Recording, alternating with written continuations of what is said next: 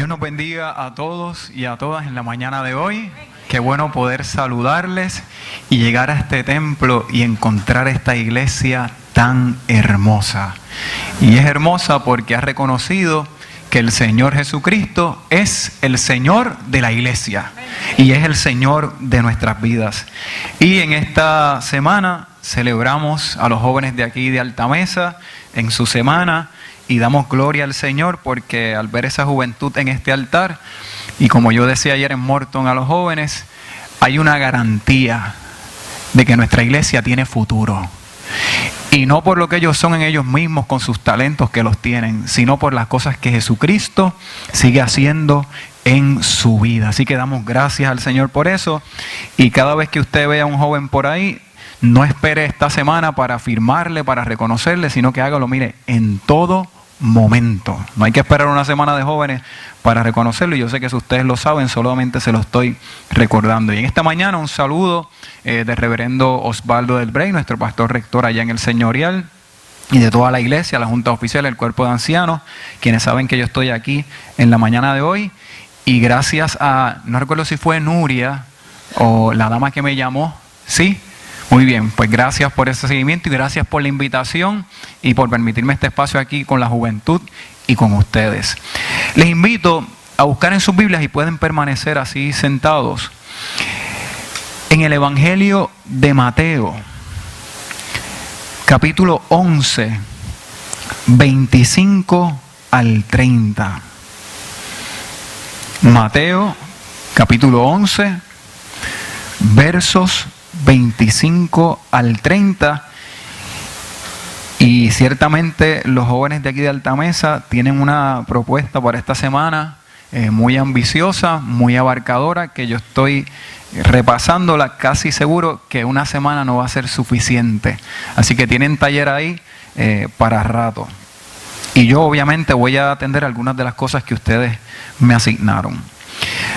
La palabra del Señor en el Evangelio de Mateo capítulo 11, los versos 25 al 30, y leo la nueva versión internacional, nos dice: en aquel tiempo Jesús dijo: te alabo, Padre, Señor del cielo y de la tierra, porque habiendo escondido estas cosas de los sabios e instruidos, se las has revelado a los que son como niños. Sí, Padre, porque esa fue tu buena voluntad. Mi Padre me ha entregado todas las cosas. Nadie conoce al Hijo sino el Padre. Y nadie conoce al Padre sino el Hijo. Y aquel a quien el Hijo quiera revelarlo. Vengan a mí ustedes que están cansados y agobiados, y yo les daré descanso. Carguen con mi yugo y aprendan de mí, pues yo soy. Y aprendan de mí, pues yo soy apacible y humilde de corazón, y encontrarán descanso para su alma. Porque mi yugo es suave y mi carga es liviana. Oremos. Señor, en esta mañana te damos gracias, porque desde que llegamos a esta tu casa podemos sentir tu presencia. Y la sentimos en la oración, en el cántico, en las interpretaciones musicales, en el saludo del hermano, en el ofertorio, en todo, Señor. Hemos sentido tu presencia y te pedimos que esa misma presencia sea con nosotros en esta mañana a través de la proclamación de tu palabra. Que solamente tú, Señor, seas escuchado y que en esta hora tú tomes las limitaciones del predicador y en tu gracia, Señor, seas tú hablando a este pueblo, y que en esta hora, Señor, todos podamos poner nuestra mente, nuestro corazón, nuestro espíritu dispuestos a escuchar tu palabra. Te pedimos que de manera muy especial bendigas la vida de nuestros jóvenes, que en esta hora han de escuchar tu palabra con mucha atención, y te pedimos, Señor, que la misma atienda la necesidad de cada uno de ellos. Es por Cristo Jesús que hemos orado, dándote muchas gracias, Señor. Amén. Martin Luther King Jr. tuvo adolescencia y tuvo juventud. Fue joven, criado en un hogar cristiano. Su papá era pastor y su mamá tocaba el piano en la iglesia. Y el joven recibió la enseñanza cristiana desde muy pequeño. Pero a este joven, a Martin Luther King, le tocó vivir tiempos muy difíciles de racismo, de segregación. Y que todo ese ambiente ciertamente afectaba lo que él era y quien él era. A tal punto que en una ocasión unos amigos le dijeron que no podían jugar con él por su color de piel. Y ahí empezaron las dificultades. En ese ambiente hostil y difícil. Su abuela, cuando falleció, Martin Luther King se sintió responsable. No estaba encontrando sentido a la vida. Decidió lanzarse por una ventana. Sobrevivió. Y así usted puede seguir leyendo en su biografía muchas crisis más en su juventud. A esto añado que este joven en muchas ocasiones se mostró reacio a la fe que le habían enseñado, negando inclusive la resurrección y el efecto de la sangre de Cristo en la vida de los seres humanos. Pero esa misma rebeldía, ese mismo coraje, lo llevó a estudiar y a conocer quién era el Jesús histórico. Y cuando usted lee su biografía, dice que en la escuela bíblica dominical, allí se iba de tú a tú, haciéndole muchas preguntas a los maestros. ¿Quién era ese Jesús? ¿Qué había hecho? ¿Qué significado y qué sentido tenía todas las cosas que había dicho y que había enseñado? Y así como en aquel momento el joven Martin Luther King tuvo sus preguntas, aquí y en otros muchos lugares en nuestras iglesias y fuera de la iglesia hay jóvenes con esa misma realidad, preguntándose quién es este Jesús. Y que al preguntarse quién es ese Jesús es porque están buscando quiénes son ellos mismos. Y esa es la historia de este joven. Fue la vida de Jesús, más adelante, fue la vida de Jesús lo que lo impulsó a seguir estudiando, y la historia ustedes la conocen. El joven Martin Luther King se convirtió en ese hombre que luchó por los derechos de aquellos que estaban a su alrededor, que sufrían lo mismo que él sufría. Y eso fue lo que vivió este joven. Y es interesante porque Martin Luther King encontró quién era él precisamente en la persona de Jesucristo. Y eso es lo que esta iglesia, y no solamente esta, todas nuestras iglesias quisieran que nuestros jóvenes pudieran tener y pudieran encontrar. Que lo que ellos son como personas, como seres humanos, como jóvenes, pueden encontrarlo en Jesucristo.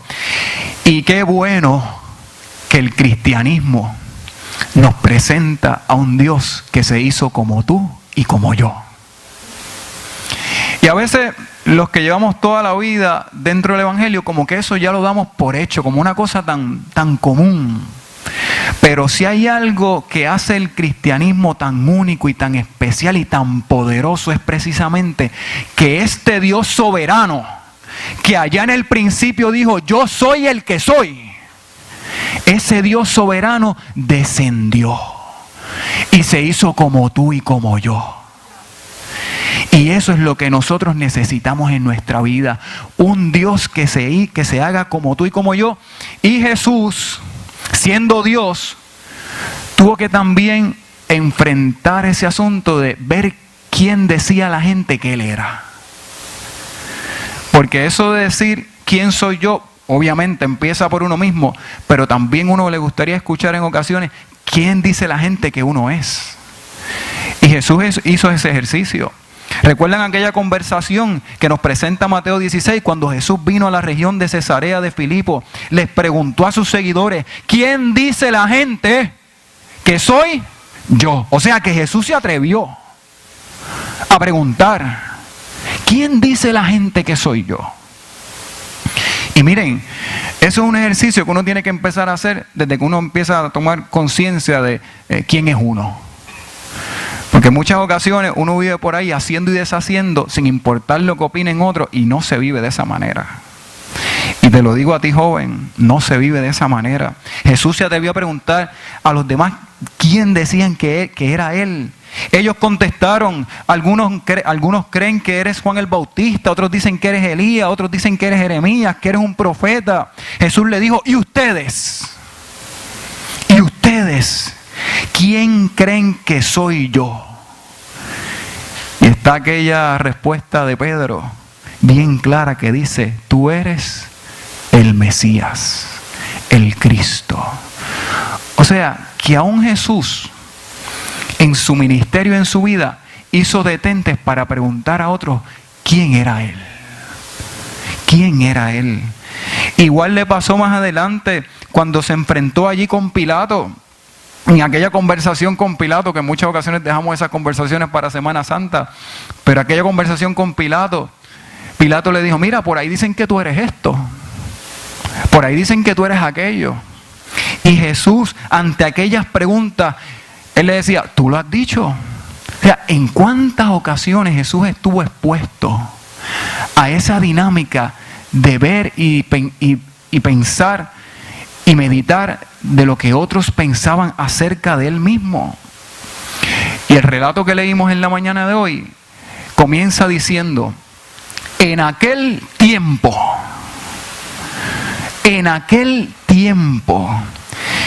y la vida se cuantifica en segundos, en minutos, en días, en horas, en semanas, que cuando uno va entrando en edad, ya cuando uno va por los 30 y pico, pues como uno empieza a tomar eso más en serio. Cuando uno está entre 16, 17 y 18, como que el tiempo es una cosa, ¿verdad? Que tenemos todo el tiempo de la vida. Y papá y mamá ahí tratando de tener agenda y poner orden, pero el joven piensa que tiene todo el tiempo de la vida. Pero allí dice que en aquel tiempo, y aunque Dios ya existía antes del tiempo, ¿escuchó bien eso? Que Dios existía ya antes del tiempo. Porque el tiempo comenzó a ser tiempo cuando Dios creó todas las cosas. En el principio. Aún así, Dios quiso asignarse un tiempo en la vida de Jesucristo. Dios mismo se asignó un tiempo para darse a conocer, para revelarse. Y fue tan marcada, y fue tan clara y tan contundente y tan poderosa esa entrada de Dios en el tiempo, que desde que Dios entró en el tiempo en la persona de Jesucristo, el tiempo se cuenta antes de Cristo y después de Cristo. Y todavía la gente hoy sigue cuestionando la realidad y esa encarnación de ese Cristo, que fue tan clara, que fue tan contundente, que el tiempo se cuenta antes y después de Él. Y así pasa en nuestra vida. Y ayer yo le decía a los jóvenes allá en Morton, aún aquellos que llevamos tiempo en la iglesia, todos sabemos que hay un momento bien específico donde nosotros, por una experiencia cual sea, le dijimos a Cristo, Cristo, ven a mi vida. Y desde ese día hay un tiempo antes de Cristo y hay un tiempo después de Cristo. Y aunque Dios había hecho muchas cosas en el tiempo, quiso darse a conocer haciendo otras a través de Jesucristo. Y ahí está ese Jesús.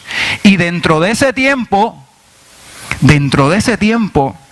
Jesús reconoció que para cumplir con la tarea, con el ministerio, con la misión, con la encomienda, con lo que se le había asignado, para cumplir con eso, Cristo tenía que tener una relación muy cercana con su Padre. Y esa relación tan cercana con su Padre fue lo que le permitió a Jesús definir quién Él era. ¿Quién Él era? Y por eso, joven, es tan importante, y adultos, todos los que estamos aquí, que nosotros en nuestro hogar, en nuestra vida íntima, podamos mantener y desarrollar una vida devocional que responda a las necesidades espirituales que tú y yo tenemos. Porque el día que uno descuida la vida devocional y los momentos de oración y de intimidad y solamente espera el domingo o al martes, créame que ahí es que empiezan los problemas. Ahí es que empiezan las dificultades. Jesús se quedó en el templo, ¿lo recuerdan? En los negocios de mi Padre es necesario estar, y el texto del Evangelio dice que Jesús crecía en sabiduría, en gracia, para con Dios y para con los hombres. Y eso es parte del yo soy. Eso es parte del yo soy. Que en el yo soy yo tengo que crecer. Que en el yo soy yo tengo que madurar. Que en el yo soy yo tengo que dar un espacio para que Cristo me forme y me transforme. Y Jesús supo hacer eso desde su adolescencia.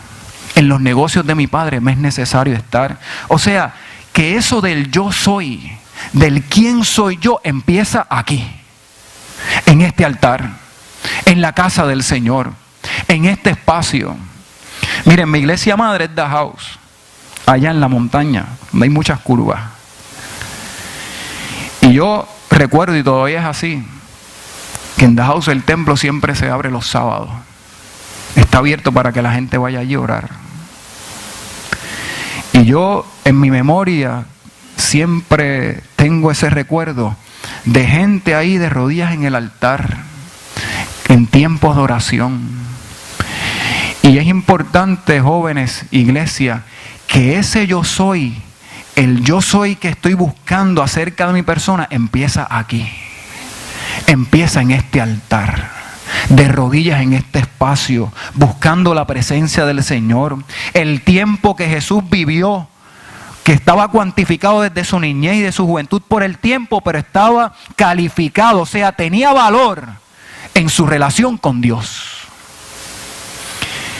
Y si el yo soy nuestro va a estar basado en quién fue Jesucristo, también tenemos que aspirar entonces y buscar que la relación que Jesús tuvo con Dios, nosotros también tengamos esa relación. Y usted dirá, pastor, pero eso era Jesucristo, Dios mismo. Pues ¿saben qué? Por eso nosotros tenemos a un Dios que se hizo como nosotros. Que la vara está bien alta, sí, y no va a bajar. Porque precisamente ese es el problema que nosotros tenemos hoy con la posmodernidad. Que queremos seguir bajando la vara. No, vamos a bajarla porque tú sabes, para que la gente, para que entiendan, para que se acomoden. Y cuando venimos a ver, el yo soy es un reguero que no sabemos lo que somos. Y de eso es que nosotros queremos cuidar a nuestros jóvenes. Y no cuidarlos en el sentido de mantenerlos en este espacio y que no salgan. No, no es eso. Porque si algo Jesús decía era, están en el mundo, pero no son del mundo. Solo te pido que los guardes del mal.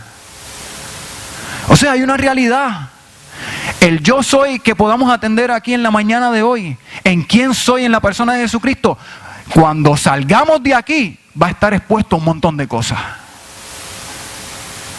Y hay una realidad que nosotros estamos trabajando con nuestros jóvenes. Miren, el mundo es diverso, eso es así. Siempre ha sido así. Siempre ha sido diverso, siempre ha sido plural, de muchas formas, de muchas maneras de pensamiento. Eso es una realidad, eso ha sido así desde el comienzo. Bueno, cuando usted mira el pueblo de Dios, ¿con cuántas otras cosas tuvo que bregar? Asiria, Babilonia, los griegos, los romanos. O sea que el mundo siempre ha sido diverso. Pero por eso es importante que el yo soy nuestro esté bien claro. Porque lo que me va a permitir bregar a mí con aquella diversidad que hay allá es que cuando yo estoy de frente a la diversidad, yo sé quién soy. En Jesucristo. Yo sé quién soy. Y miren, eso se lo podemos aplicar a jóvenes y aún a aquellos que llevamos 50 años en la iglesia. Porque mire que yo he escuchado gente, y tristemente siento tanta frustración, que como han aparecido otras cosas por ahí, otras fuentes, lo que yo pensaba hace 50 años y lo que he vivido en el Evangelio, ahora de momento cambió. Ahora es distinto. Mire qué cosa. Y usted se imagina a un Jesús que a cada cosa que le viniera, Él hiciera un ajuste y volviera y cambiara. Mire, nosotros no estuviéramos aquí en la mañana de hoy. Qué bueno que Jesucristo se mantuvo firme ante el imperio romano. Qué bueno que Jesucristo se mantuvo firme ante aquella clase religiosa. Y eso es lo que queremos trabajar con nuestros jóvenes. Ser como Jesús va a requerir que tengamos la misma relación que tuvo Él con su Padre. Todas las veces que Jesús se retiraba a orar. Miren, hermanos y jóvenes, a veces la gente nos mira desde afuera. Y usted ve que siempre el comentario y la crítica es la misma. Que la iglesia lo que hace es orar. Y mi respuesta, que puede ser así medio sarcástica, digo, no, vamos a hacer otra cosa. Pues claro que vamos a empezar por la oración. La iglesia siempre va a empezar por la oración, porque Jesucristo mismo empezó todo lo que hacía. Antes de hacerlo, oraba. Miren, y nuestro país no necesita más gente intelectual, más lumbreras, que hablen bonito y que tengan un buen discurso. Nuestro país necesita gente que tenga buena voluntad. Y si hay alguien que tiene buena voluntad en el corazón y en la mente, esos son ustedes, que tienen a Cristo en el corazón. Te alabo, Padre, Señor del cielo y de la tierra, porque habiendo escondido estas cosas de los sabios instruidos, se las has revelado a los que son como niños. Y si con alguien estuvo chocando Jesús constantemente, el yo soy de Jesús, eso yo soy la luz, yo soy el camino, yo soy la vida, yo soy la puerta, todos esos yo soy de Jesús, estuvieron chocando constantemente con la clase religiosa. Porque aquella clase religiosa pensaba que tenía a Dios agarrado por el mango. Porque podían hacer con aquella ley lo que les daba la gana. Porque podían hacer con aquella ley, hacerle la vida difícil a la gente. A los intelectuales no les decía nada, pero a los humildes los escuchaba. Y miren, y jóvenes, escuchen esto. Aquí no estamos diciendo que no estudies, jamás. Prepárate y prepárate bien. Porque si hay algo que la iglesia quisiera, es que nuestros jóvenes, cuando se preparen bien y estudien lo que quieran estudiar, Dios los lleve a esos lugares donde los va a llevar, que allí puedan hacer la diferencia. Eso es lo que queremos. Lo que Jesús estaba criticando era aquellos que se creían que con su conocimiento estaban por encima de todo el mundo. Estaban igualitos a Dios, los mismos dioses. Y es una realidad que nuestros jóvenes viven en las universidades. Que allí se encuentran con un profesor o una profesora que, como tiene unas crisis existenciales, se vacía sobre ellos, y allá los recibimos nosotros en nuestras oficinas. Porque le quieren cambiar todo, la vida completa. Y en 45 minutos le quieren decir cómo son las cosas y cómo es este Dios, y que este Dios no existe, y que este Dios no aquello, que se lo inventó alguien. O sea, eso es lo que viven nuestros jóvenes. En estos días yo recibí a una mamá que llegaba con el libro de texto, un libro de texto del colegio, de la academia, que decía que a ti nadie te puede decir cómo pensar, qué decisiones escoger, porque tú tienes que ser un libre pensador. Tú tienes que ser un libre pensador. Ni papá ni mamá, hay que dejarlo. Miren, ustedes saben, y mi mamá es maestra de kinder, que si usted lo dejan por ahí sin enseñarle cómo se amarra un gavete, usted va a estar enredándose en ese gavete hasta los 14 años. O va a ser un bejuco ahí que no hay forma después de soltarlo. O sea, miren las cosas que se le vienen a la mente a la gente. Y tú y yo no podemos dejar que a nuestros muchachos, que esa filosofía de que déjenlos por ahí que piensen, no. Y nosotros no les vamos a imponer a Dios ni a Cristo. Se lo vamos a ofrecer.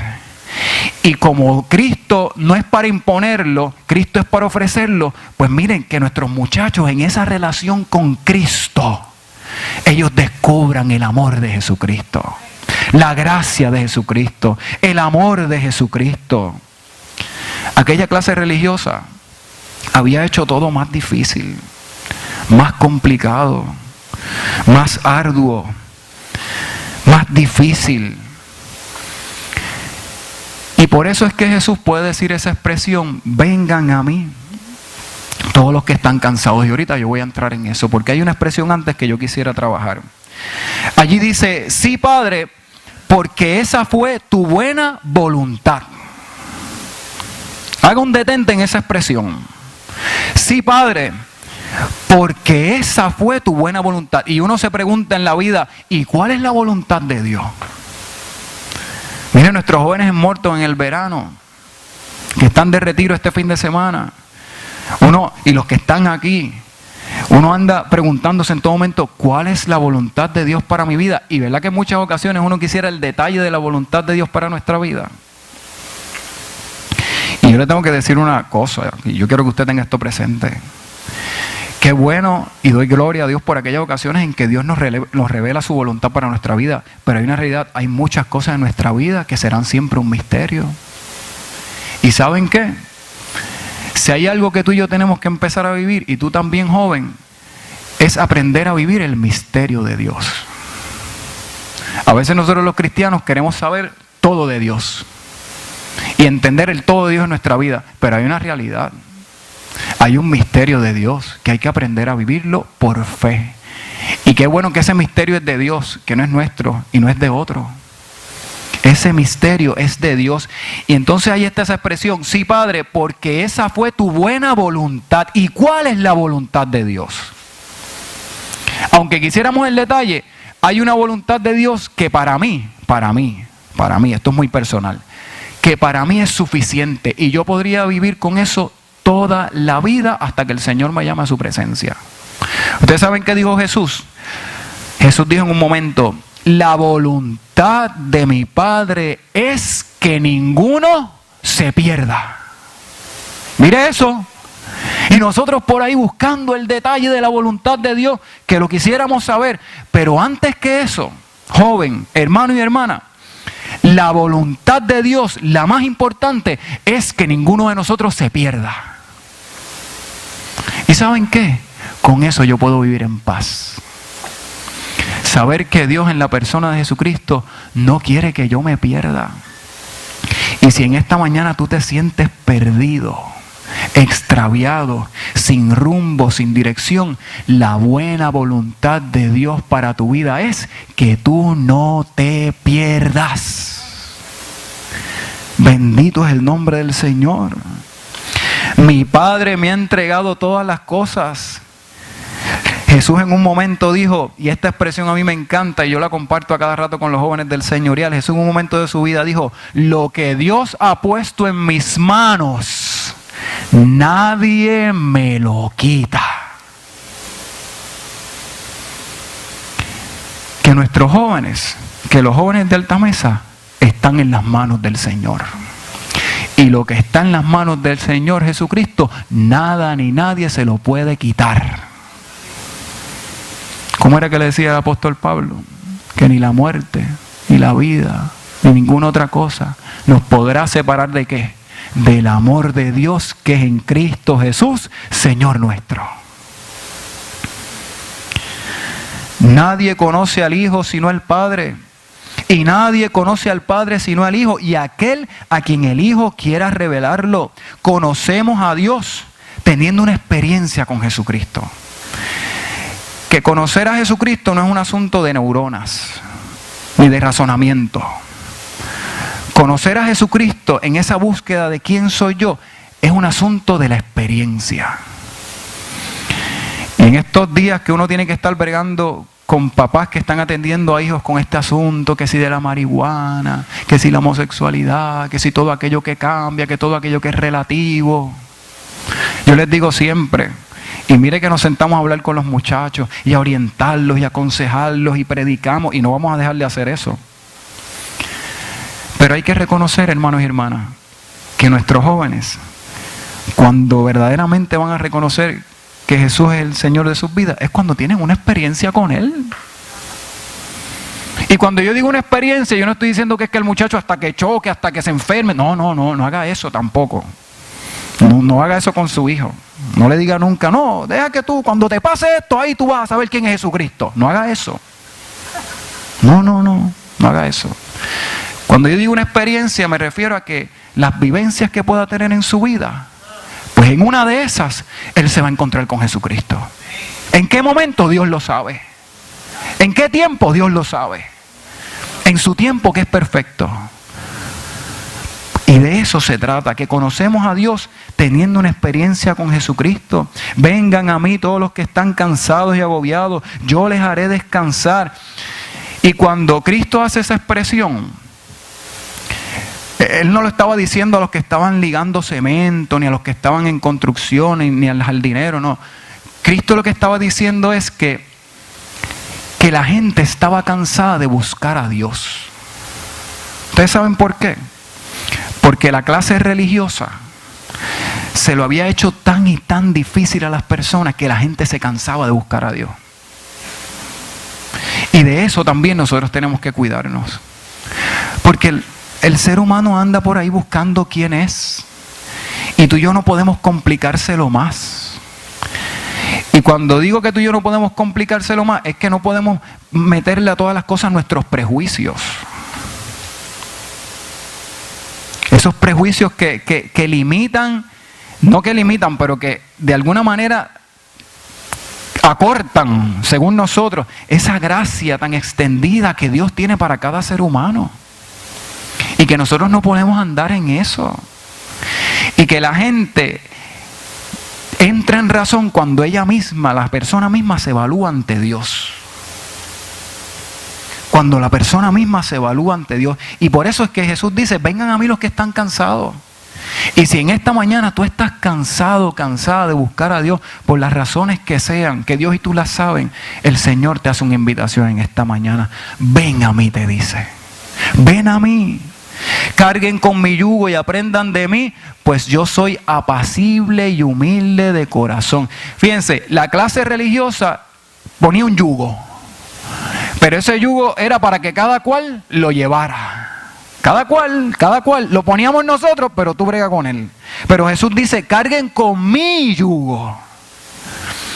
Y esa expresión, mi yugo, responde a ese ejercicio de obediencia que Jesús tenía con su Padre, con Dios. Y que en ese ejercicio de obedecer a Dios, Jesús nos acompaña. Jesús está a nuestro lado. Jesús camina con nosotros. Joven, y esa expresión sí es importante porque ahí dice, pues yo soy apacible y humilde de corazón. Y en esta mañana, joven, yo te digo, no dejes que la terquedad, la necedad y la soberbia se apoderen de ti. Mire, yo brego con eso casi todos los días. De momento entran a la Yupi, entran a la universidad, un profesor le dice 2 o 3 cosas. Yo sé, yo me lo sé. Equivocado. Y les voy a decir esto. La experiencia que un ser humano pueda tener, y si ese ser humano nos ama y nos ama en Jesucristo, nos lleva mucha ventaja a lo que tú y yo podamos aprender hoy. Que la soberbia nunca se apodere de tu corazón. Que la terquedad no se apodere de tu espíritu. Que no te reconozcan por ahí como alguien necio, que no entiendes, que no te deja acompañar, que no te deja aconsejar. Que la soberbia no se apodere de ti. Y mire lo que dice, sean como yo, apacible y humilde de corazón, y encontrarán, esto sí que es importante, y encontrarán descanso para su alma. Miren, las verdaderas crisis de los pueblos, más que los chavos, más que lo que debemos, más que la Junta, más que aquello, más que Trump, más que lo otro, la verdadera crisis está en el alma de los pueblos. La verdadera crisis del ser humano está en su alma. Y qué hermosa esa invitación que Cristo nos hace en esta mañana, que nos dice, miren, sean como yo, manso y humilde. Que tú y yo sabemos que en ningún momento la mansedumbre y la humildad le quitaron la firmeza a Cristo. Nunca fue así. Cristo lo que está diciendo es que en la forma de obrar hay que obrar con corazón humilde. Y cuando uno obra de esa manera, uno encuentra descanso en el alma. Y que tal vez en esta mañana tú estás lidiando con un montón de situaciones en tu vida y estás haciendo fuerza y metiendo el mollero y dando el puño y aquí para allá y restrayando y tirando puertas. Y Jesús en esta mañana te dice, sé manso, humilde, para que puedas encontrar descanso en tu alma y entonces lidiar con las muchas situaciones que hay en tu vida. Ahí es que está el yo soy, porque mi yugo es suave y mi carga es liviana. Yo lo voy a invitar a los jóvenes que tienen un cántico que pasen, que se acerquen aquí. Y tú que estás ahí sentado, yo te invito en esta hora a que ahí en tu corazón, en tu espíritu, y a los jóvenes también, hagan de este momento un momento de conversación con Jesucristo.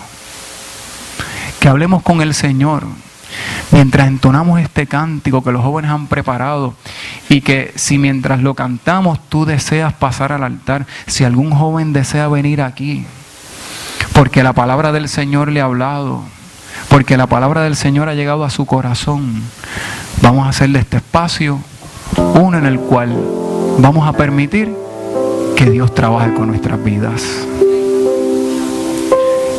Que no estemos aquí en esta hora como espectadores. Vamos a mirarnos hacia adentro. Y mientras entonamos ese cántico, le pedimos al Señor que habla nuestra vida y que podamos responder a su palabra. Para mí, pasar al altar no es una medida de cuán bueno o cuán mala es una predicación. Si alguien pasa al altar, lo que me está diciendo es que hay una gran necesidad. Y que esa necesidad solamente Cristo la puede atender. Cantemos al Señor en esta hora. Yo no me extiendo mucho en estos espacios, porque el Señor hace lo que tenga que hacer en el tiempo que Él lo sabe y lo puede hacer. Cantemos al Señor.